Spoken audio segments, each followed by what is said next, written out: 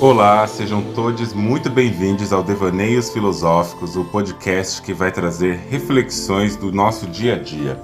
O meu nome é Andreone Medrado e esse podcast é um podcast livre, um podcast aberto para discutir coisas que acontecem na sociedade, no cotidiano e que podem ou não afetar a nossa psicologia, a nossa subjetividade e nos ajudar a fazer questionamentos muito mais do que trazer respostas.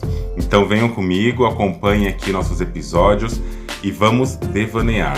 Você já parou para pensar no tanto de coisas que não são ditas, mas que falam muito sobre nós e sobre a sociedade?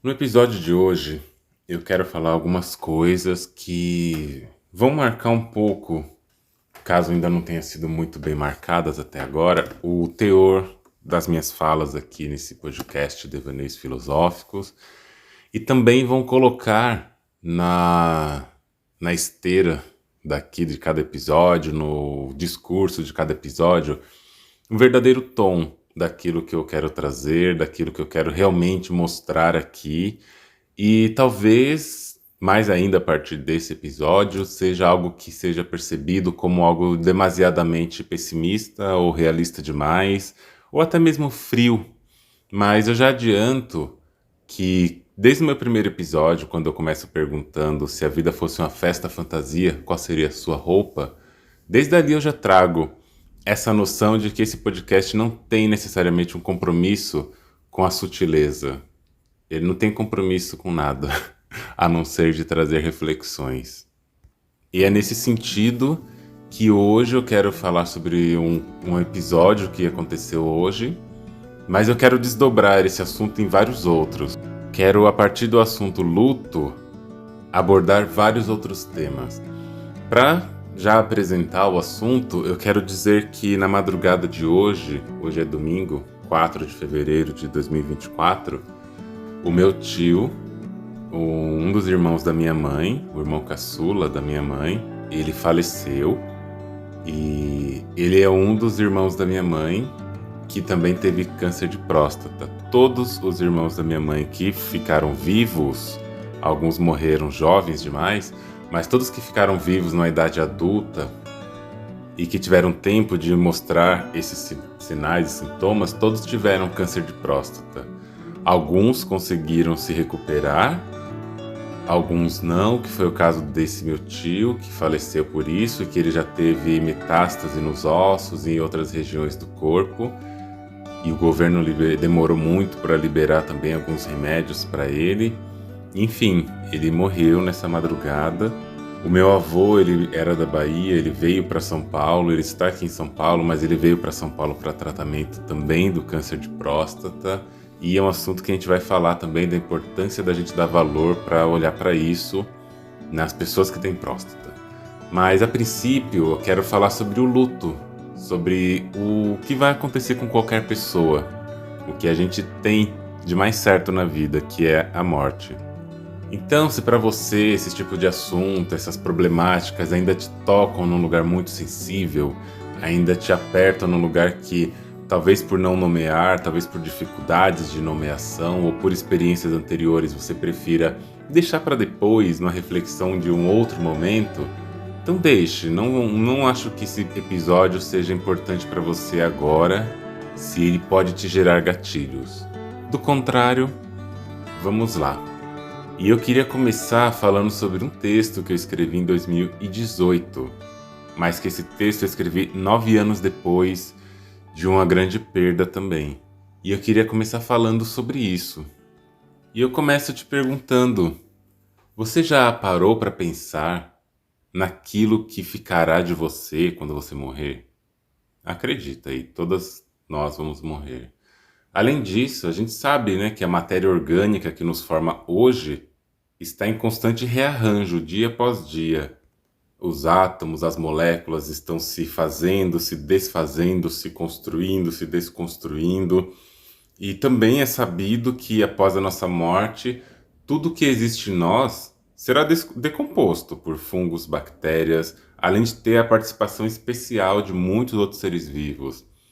E por mais que pareça muito frio dizer, eu sei que após a minha morte, esse carbono que me compõe, esses aminoácidos, essas proteínas, elas vão ser desfeitas em novos átomos, que por sua vez vai formar novas moléculas em outros corpos, vão ser os metanefrídeos de uma minhoca, os espiráculos de uma barata, as asas, a quitina das carcaças de vários insetos e por aí vai.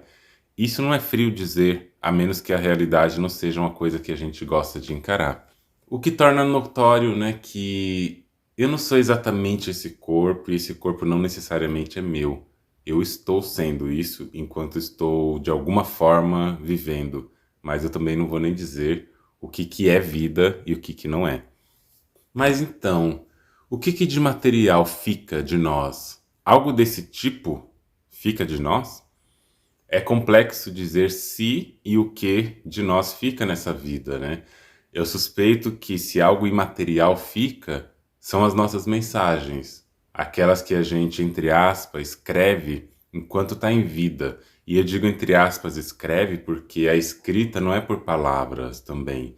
Ela é por atitudes, ela é por gestos, ela é por coisas que a gente deixa representada, por legados, informações, o medo quase ou totalmente animal de ser esquecido nos faz produzir coisas para que sejamos lembrados também. E também eu diria que as coisas, e isso é uma suspeita que eu tenho, elas ficam na vida. Elas não sobem para o céu, elas não descem para o inferno, elas ficam. É um fluxo interminável. E só não me pergunte qual que é o sentido desse fluxo, porque eu não sei. Mas a gente pode pensar a respeito disso, né? E obviamente que nenhum desses questionamentos são perdidos, como eu falei, eles fazem parte de pensamentos que passam por mim e eu tento traduzi-los aqui, lá no meu blog, na minha vida.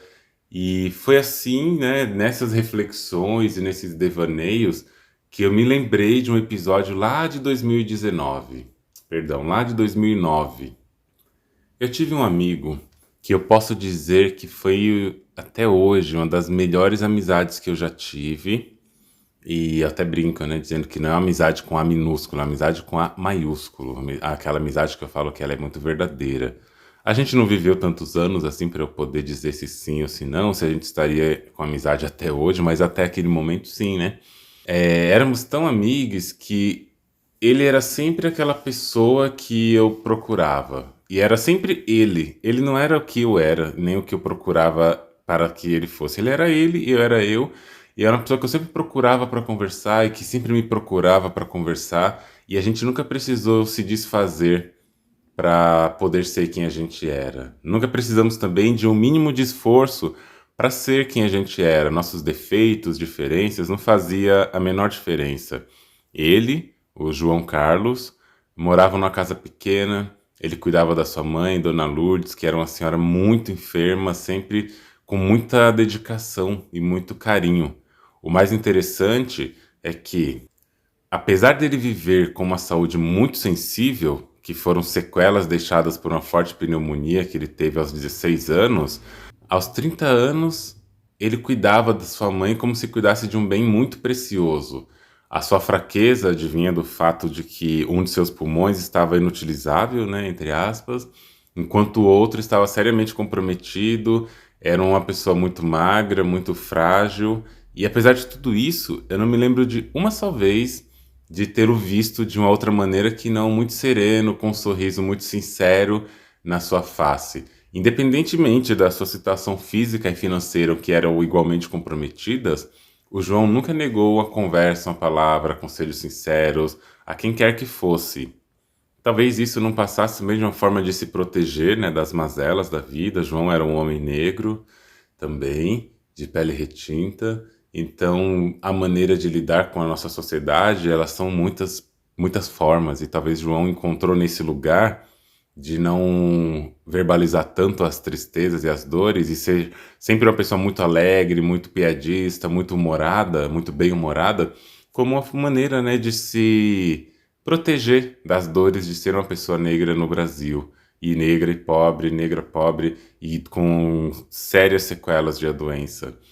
Na verdade é que o tempo passou e esse meu amigo se casou O João se casou com uma pessoa tão especial quanto ele para compartilhar a vida, um casal muito bonito, eu fui testemunha desse casamento e eu senti uma alegria enorme em poder estar com eles. E às vezes eu exagerava, né? Porque qualquer oportunidade que eu tinha, eu estava lá. Tomar um café, tocar um órgão, né, que é aquele parecido com piano eletrônico, era praticamente um ritual que eu executava religiosamente toda vez que ia na casa de João e Janine. Sem dizer que ele foi meu instrutor de violino por muitos anos. Então eu aprendi a tocar violino com o João, que era muito bom em violino, tocava demais e aprendi com ele. E quando a sua campanha tocava, ele até sabia que era o André que estava ali. Ele me chamava de André. Acho que era mais prático do que Andreoni, né? E assim ele dizia, pelo menos. Só que quando foi em 2009, a gente se conheceu por volta de 2003, 2004. Quando foi em 2009, o João precisou ser internado por motivos de recaída na saúde respiratória. E o seu pulmão não parecia muito forte para mantê-los entre nós, então nessa época que eu recebi essa notícia que ele foi internado no Hospital São Paulo, eu trabalhava como estagiário de biologia em um hospital veterinário, e quando era assim, praticamente eu não tinha tempo para sair, era uma rotina muito maquinal. De casa para o trabalho, do trabalho para a faculdade, de volta para casa, e assim era sempre. Raros domingos eu tinha livre, e às vezes eu ia para a igreja, fazer qualquer coisa assim nesse tempo, né? Mas era uma coisa muito rara. E eu lembro que foi ainda em 2019, depois de 2 semanas que João estava internado, que eu, como de costume, liguei para ele pela manhã. E era aproximadamente 10h30 de um sábado, quando eu liguei para João. A gente conversou bastante, a gente ficou brincando, fazendo mil e um planos. Eu falei assim: olha, eu vou te visitar no hospital, apesar de estar programada a sua cirurgia. E mesmo assim ele falava que havia tido uma melhora, que talvez receberia alta. Como em toda cirurgia, o risco era presente. E eu falei: João, eu vou te visitar na minha próxima folga. Só que não deu tempo de fazer isso, né? Na madrugada daquele mesmo sábado pro domingo, por volta das 2 da manhã, eu lembro mais ou menos que era 1h47 da manhã. Minha memória é boa para alguns pontos específicos. O meu celular tocou. E eu lembro que nesse dia, exatamente, coloquei meu colchão no chão, né? Dormia no quarto com meus irmãos, eu resolvi pôr o colchão no chão, tava ali dormindo. E o celular tocou e era a irmã do João falando: André, o João acabou de falecer. Naquele momento, ela falou que eu fui a primeira pessoa que ela ligou para avisar, porque a nossa amizade realmente era muito grande. E naquele momento eu fiquei meio que sem reação, porque eu nunca esperava que ela me ligaria. E quando ligou à noite eu já senti aquela coisa e ela me disse isso, né? E hoje, pouco mais de 13 anos depois, eu não sou capaz de sequer lembrar da voz de João. É como se com o tempo aquela voz fosse desaparecendo da memória, dando espaço a ideias da voz. Eu já ouvi isso de outras pessoas que dizem que a voz se perde na lembrança. O que fica mesmo é a ideia da voz, é o sentimento da voz. A gente não consegue reproduzir uma voz na nossa cabeça, mas a gente consegue ter uma memória afetiva do que aquela voz produzia em nós, e é isso que fica, né? O que eu tenho do João hoje? O que resta dele? Não me resta nada que não seja o plano da memória. No fim das contas, o ser humano se vai e não leva nada do que tinha. Tudo fica. Mas nada disso tem um valor intrínseco, senão pelo que a gente tem da memória. São apenas coisas que também se acabam com o tempo, eu sei. Mas uma coisa que ficou e que eu sei que ninguém vai apagar é a mensagem que João deixava, pelo menos naquela época. Era uma coisa muito forte, que fazia muito sentido, né?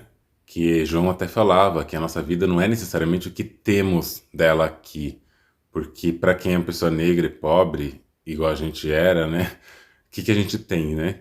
Mas sim o que a gente faz enquanto a gente está em vida. A gente não era nossas vitórias nem derrotas, mas assim a somatória de experiências. E é isso, né? A gente fica pensando, pensando, pensando, as coisas vão acontecendo, as coisas vão fluindo, e a gente fica nessa vivência, nesse olhar de como que é perder uma pessoa. E perder uma pessoa, quando a gente está nesse lugar de reflexão, a gente pensa sobre o que a gente é também, o que a gente faz também. E muitas coisas se somam, sobre esse tipo de pensamento, ao ponto inclusive de me fazer pensar que a gente não sofre necessariamente pela perda daquela pessoa, somente, vamos chamar assim. Não é especificamente o ato da morte que nos comove. Não é ele isoladamente porque alguém morreu que o nosso sentimento passa a ser um sentimento de dor, porque a gente está em contato com a morte todos os dias. Você abre uma rede social, você assiste uma televisão, você lê um jornal, uma revista, você conversa com alguém na esquina, você acompanha a conversa de alguém no metrô, nos transportes públicos ou no Uber, e você vai descobrir que alguém morreu. Alguém faleceu naquele dia. Todos os dias morre alguém. E a morte dessas pessoas não nos tocam. A gente pode até falar, poxa vida e tal, mas não é uma coisa que nos fere o peito. Mas quando é alguém por quem nós temos uma familiaridade, um amor, um carinho, uma profundidade ali do contato, a gente não consegue sentir a mesma coisa que sentiria num Cidade Alerta ou num Aqui e Agora, que é a coisa da minha época, né? A gente tem um fator psicológico que se soma ao ato da morte de uma pessoa, que se soma à perda, à simbologia geral da perda.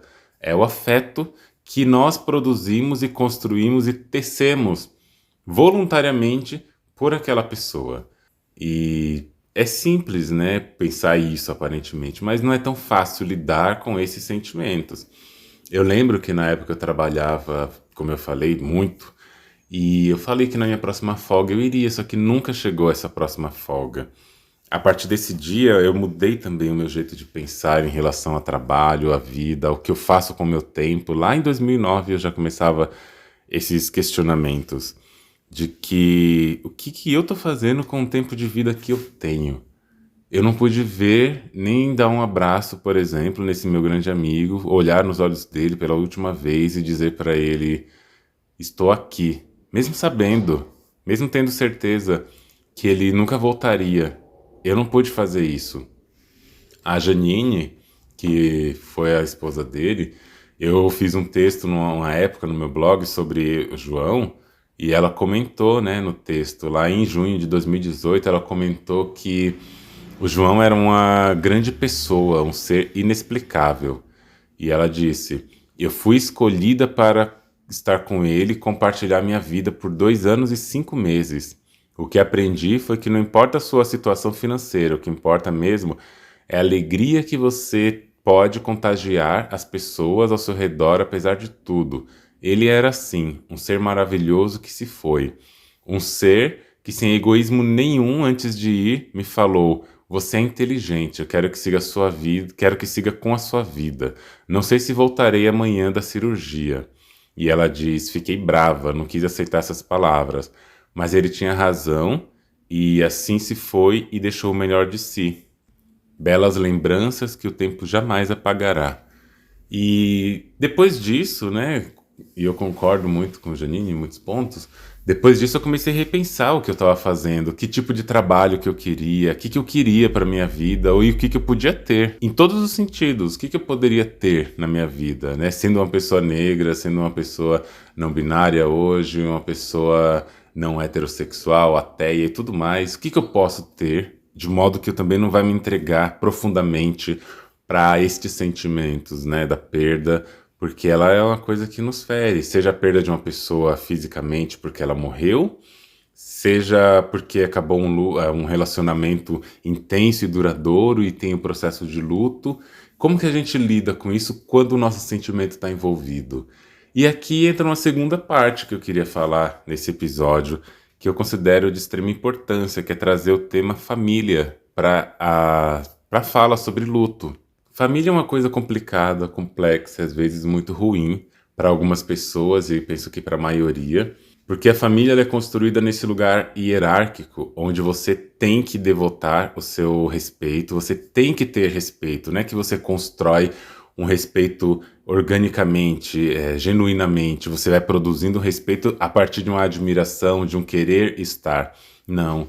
Na maioria dos casos, sobretudo em famílias tradicionais, nucleares, você tem que construir um respeito porque você tem que respeitar. E às vezes a resposta é só porque sim.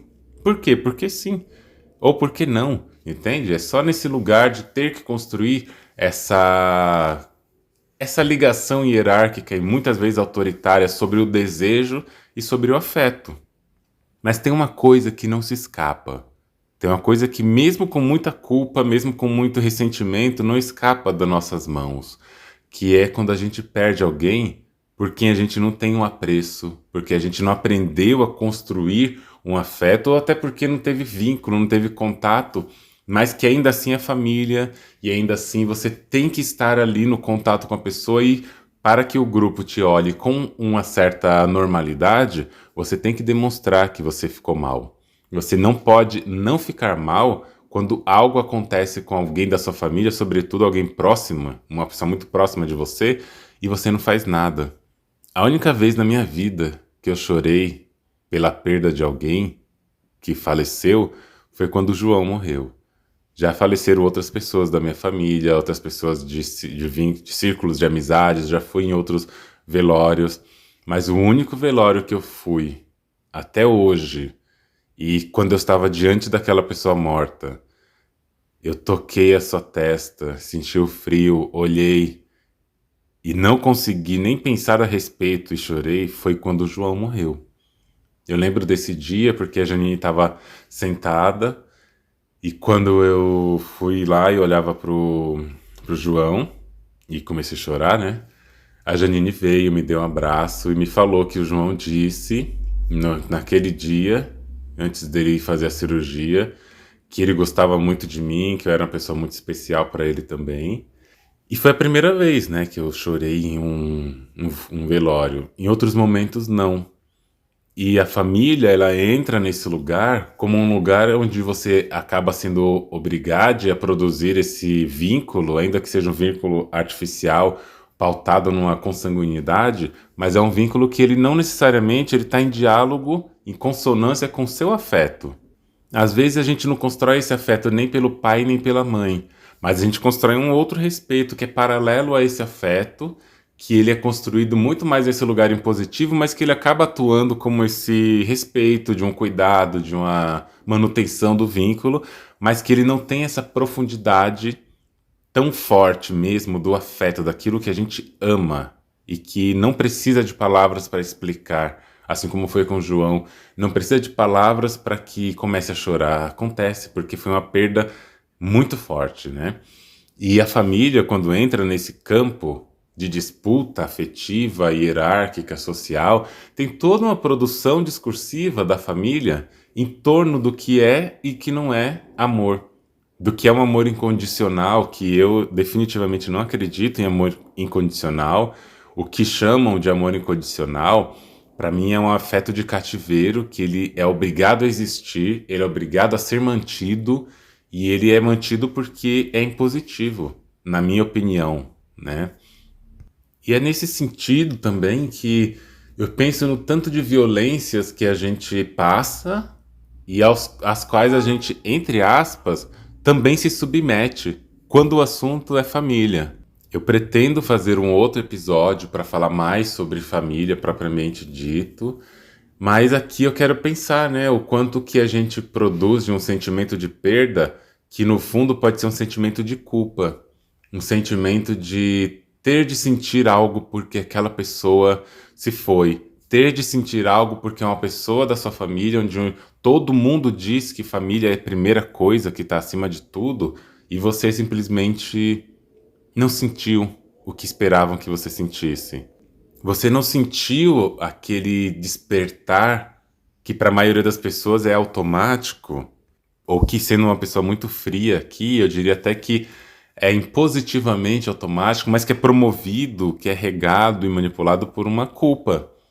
Então, às vezes, o que você sente na perda não é a perda, é a culpa de você não ter sentido o que esperavam que você deveria sentir, ou até mesmo o que você esperava que você deveria sentir por tudo que você aprendeu ao longo do tempo.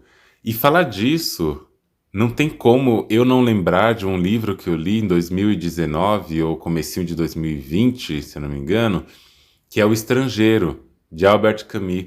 E esse livro, ele traz essa cena logo no começo, ele já se apresenta desse jeito, e eu vou ler a primeira página desse livro para a gente ter uma noção do que eu quero dizer quando existe uma expectativa produzida socialmente em relação à família, em relação ao afeto, porque o afeto ele também está em trânsito e a sociedade afeta o afeto, como que a gente lida com essa movimentação afetiva e o que é nosso a gente realmente pode mostrar se não quiser correr o risco do julgamento de que não temos emoção, não temos sentimentos, que somos pessoas frias ou até mesmo que não somos pessoas. Como pensar para além da culpa uma coisa que às vezes não existe, mas que ela passa a existir por causa da culpa. E, de novo, eu não estou dizendo que não devamos sentir nada porque a pessoa morreu, porque a morte é inevitável. Muito pelo contrário, eu estou dizendo que existem fatores que ao longo do nosso desenvolvimento vão produzir e vão operar o que vai acontecer com aquela perda. E que às vezes a perda ela pode ter um impacto grande porque de fato nós construímos um afeto profundo pela pessoa, mas que também não acho que é prudente a gente desconsiderar que aquela perda e aquele efeito da perda é muito mais por uma culpa. Por que não uma culpa cristã? A gente pode pensar nisso, uma culpa ocidental mesmo, ou uma culpa generalizada. E essas culpas, e somando com ressentimento, com pressão de grupo por um encaixe numa certa forma de sentir na normatividade afetiva, que é como se existissem várias regrinhas para você demonstrar o seu afeto de acordo com determinados acontecimentos. E que se não acontecem, é porque você, de repente, fez mal feito. E você começa a se sentir mal por não ter se sentido mal com a perda de alguém. É isso que eu quero trazer no sentido do luto e da produção do afeto, sobretudo na família. Isso acontece muito forte. De novo, a gente não sente nenhuma dor profunda, por mais que seja uma celebridade que morreu, a mãe de uma celebridade que morreu, a gente sente uma comoção social que até aí eu também penso que pode ter um componente do que você espera que deveria sentir. Tanto que quando morre alguém muito famoso, mesmo dos meios que eu admiro, eu não costumo fazer nem post nem nada do tipo. Mas eu vejo muita gente fazendo, sinto muito, etc., só na hora que perdeu a pessoa. Antes de perder a pessoa, não vê homenagens, não vê nada. Então a morte, enquanto um conjunto simbólico de também unir pessoas, de também trazer pessoas para um certo ajuntamento, ela também produz esse movimento de grupo. Por isso que a morte também é importante. A morte, ela também é importante para a coesão de grupo. As pessoas que se sensibilizam diante da morte, as pessoas que demonstram esse afeto da perda, mesmo que ele não exista, são pessoas consideradas mais emocionais, mais humanas. E quem não faz isso é meio que colocado de um outro lado, como se fosse uma pessoa que não deveria ser confiável. Isso vai produzindo silenciosamente comportamentos de grupos, de emparelhamento, de normatividade, de classificação. E esse livro, O Estrangeiro, que eu vou ler agora para vocês, essa parte, ele já começa dando muitas pistas disso. E vocês vão entender por que eu trouxe esse livro também nessa conversa. O livro O Estrangeiro começa assim. Hoje a mãe morreu. Ou talvez ontem, não sei bem. Recebi um telegrama do asilo. Sua mãe falecida, enterro amanhã. Sentidos pêsames. Isso não quer dizer nada. Talvez tenha sido ontem. O asilo de velhos fica em Marengo, a 80 quilômetros de Argel. Tomo o autocarro das 2 horas e chego lá à tarde. Assim posso passar a noite a velar e estou de volta amanhã à noite. Pedi 2 dias de folgas ao meu patrão e com toda razão destas, ele não os podia recusar. Mas não estava com um ar muito satisfeito. Cheguei mesmo a dizer-lhe, a culpa não é minha. Ele não respondeu. Pensei então que não devia ter dito essas palavras. A verdade é que eu não tinha de me desculpar. Ele é que tinha de me dar os pêsames, mas com certeza o fará depois de amanhã, quando me vir de luto. Por agora, é um pouco como se a mãe não tivesse morrido.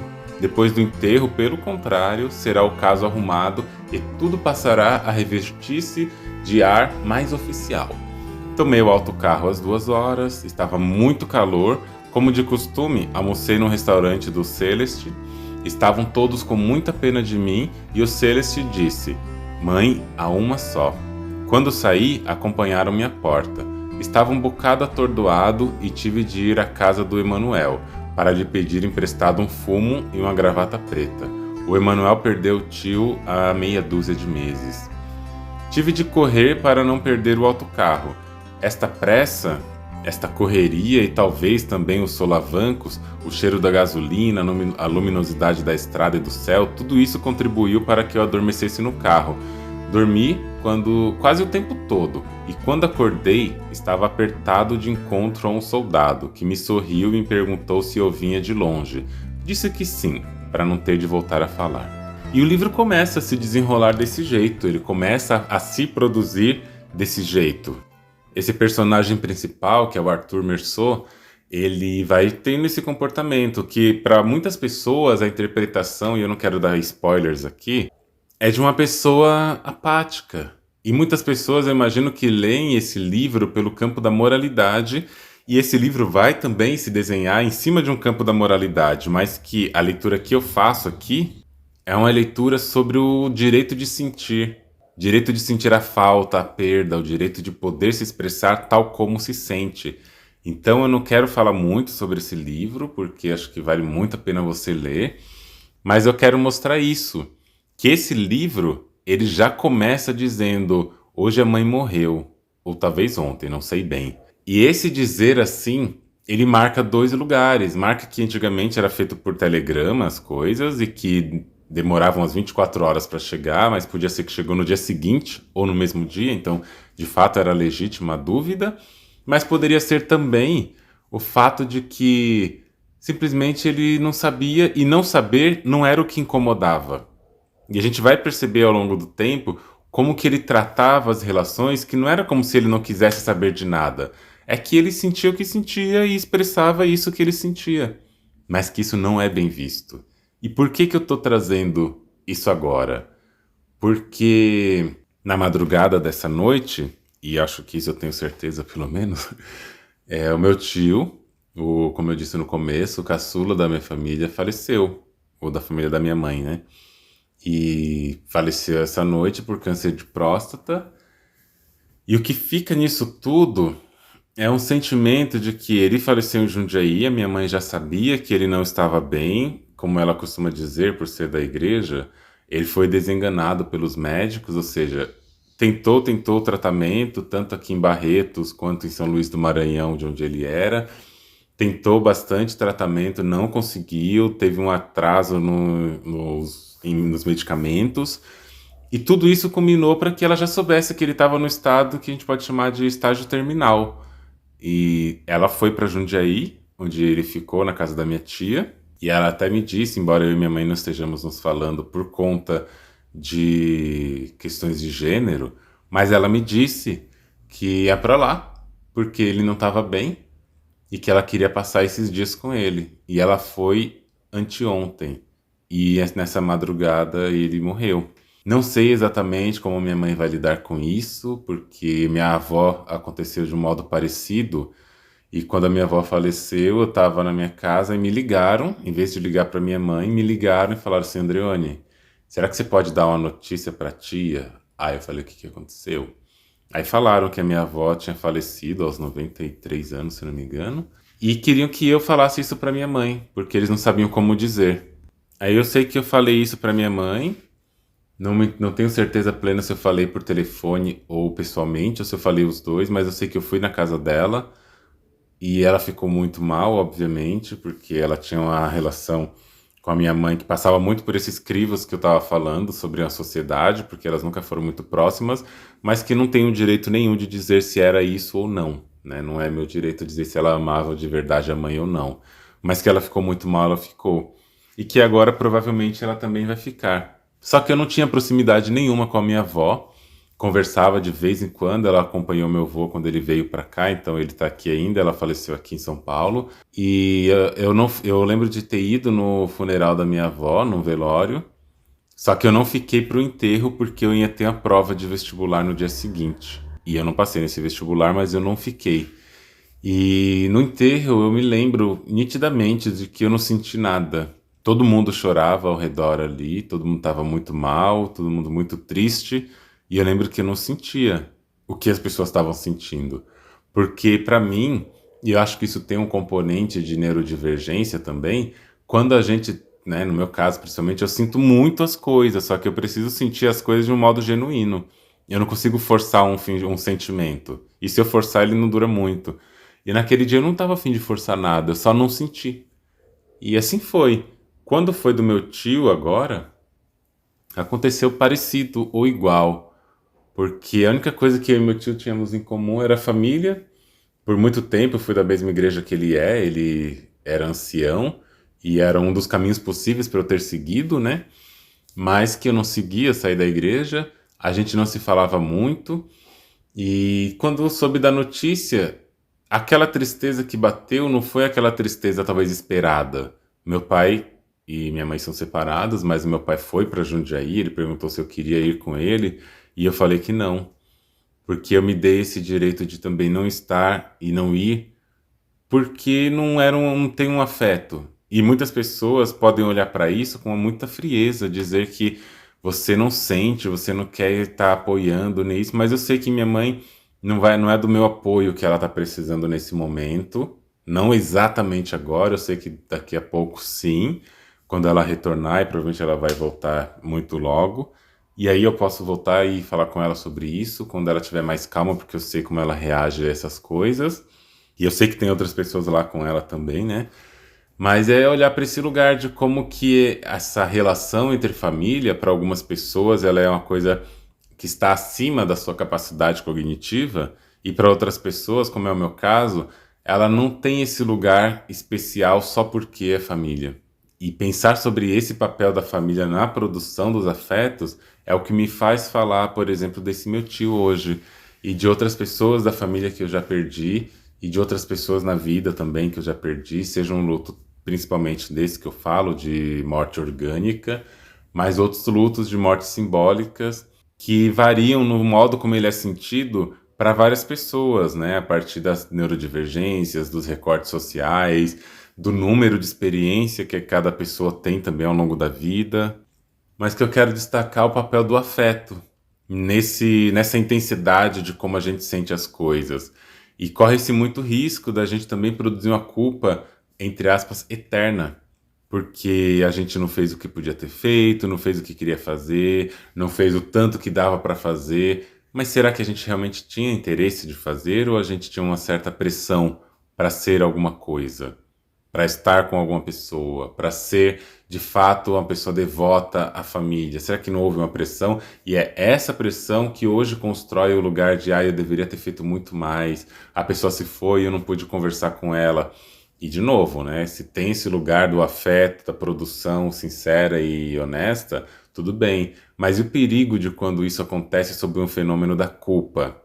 Uma culpa católica cristã de que você não foi o suficiente, que agora você vai ficar o resto da vida assim, sendo que no fundo você não fez porque você não quis e porque não tinha sentido para você fazer aquilo. E a gente se culpa profundamente. Eu não sinto culpa nenhuma por não ter visitado o meu tio, por não ter falado com ele. Eu tive um pouquinho mais de contato com a esposa desse meu tio, porque ela dava aula na Federal do Maranhão e eu participei de duas bancas ali na Federal do Maranhão, e eu fui da banca de TCC duas vezes, a convite dela, e a gente se aproximava um pouco, mas o assunto era só esse, o acadêmico.